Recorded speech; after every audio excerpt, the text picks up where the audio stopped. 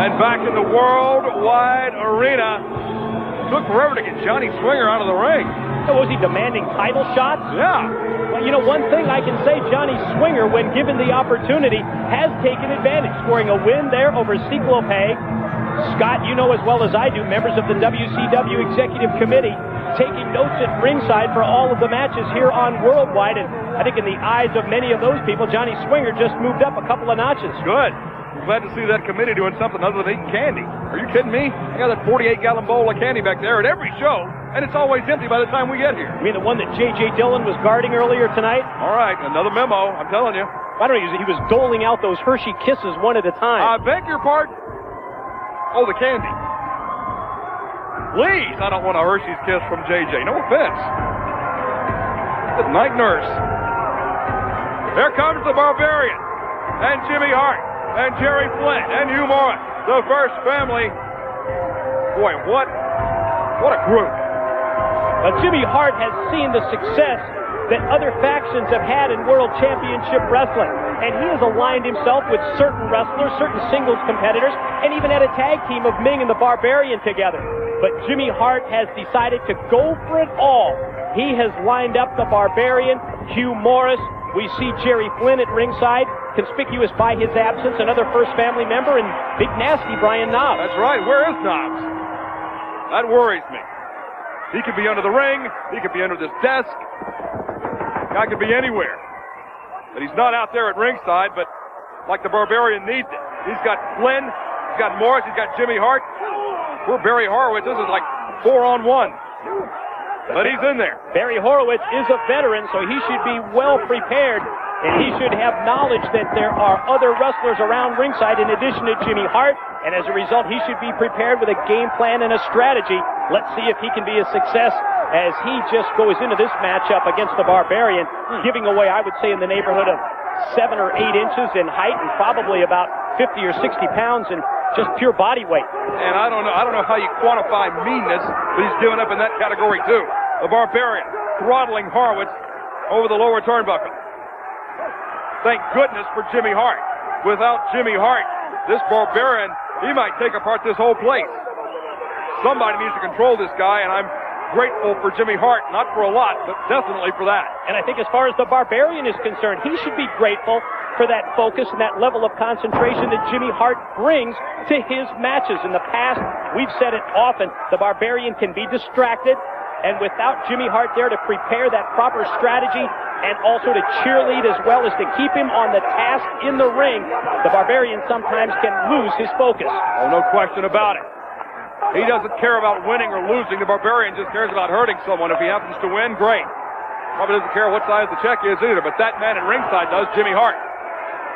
Maybe that's why he brought the Barbarian into the First Family. Barbarian doesn't need, what, a couple of bucks a week for raw chicken, that's all. And a weight room. Jimmy Hart gets the rest. Oh, knife edge chop from Barbarian. Just listen to that impact on the chest of Barry Horowitz. Total domination from the opening bell. Barry Horowitz yet to get on track. Barbarian shoots him off into the corner, and Horowitz at the last second able to get the elbow up, and then the boot, stopping the offensive assault of the bigger man. Here comes a jawbreaker. That hurt. That knocked the Barbarian all the way back. And Horowitz wasting time worrying about Jimmy Hart. Barbarian cut him off. Yeah, that was just momentary as far as the offense of Barry Horowitz goes. Barbarian quickly turns things around. Boy, when you get the Barbarian in that position, don't turn your back on him and worry about Jimmy Hart. What a spike pile driver on Horowitz. Horowitz just twitching in there. Good night. He's really hurt. Yeah, like the Barbarian needs to load up the boot after that pile driver. Look out, Horowitz. No! The kick of fear, indeed. Lateral press will do it.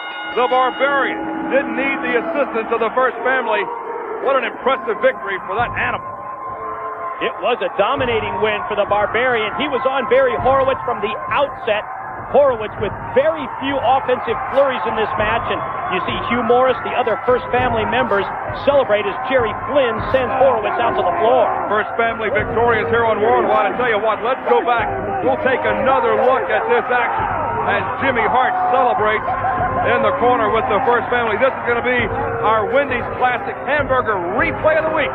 Wendy's Classic Hamburgers, it's Hamburger Blitz. Yeah, worth another look. The jawbreaker applied by Barry Horowitz.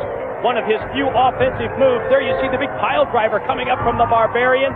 He was able to load up the boot, catches Horowitz, covers him for the 3 count, and the Barbarian, Jimmy Hart, and the First Family remain on a roll. It must be spring in Paris. Let's send it backstage for more of the fashion show with Tony Schiavone and Larry Zbyszko. All right, we're back. Thanks a lot, guys. Here in the studio, WCW Worldwide Wrestling, August 14th, a Saturday night. Road Wild in Sturgis, South Dakota, sponsored by American Iron Horse. It will be, as we said earlier on, Kevin Nash and Hollywood Hogan for the world title. Hogan is the World Heavyweight Champion. Kevin wants to right some wrongs here, and the wrong, of course, happened back at the first of the year in the Georgia Dome at WCW Monday Nitro when, by one finger, Kevin Nash lost the world title to Hollywood Hogan. Well, you know, we all look back in our lives and see things we wish we never would have done. I'm sure this is something that's been haunting Kevin Nash, especially since his rise to the heavyweight championship of the world. No doubt in my mind, it's in his blood now, and Nash wants it back. He will not lay down for Hollywood Hulk Hogan. And of course, Tony, last year out in Sturgis in the Black Hills, it's the perfect place for anything to happen. There's no question. It's something that not only has been haunting Kevin Nash, it's been haunting World Championship Wrestling. What happened between Nash and Hogan back on January 1st in the same vein of David Flair being the U.S. Heavyweight Champion. We'll talk more about Road Wild in the weeks to come. And for the living legend, Larry Zbyszko, I'm Tony Schiavone. See you back here next week on Worldwide Wrestling.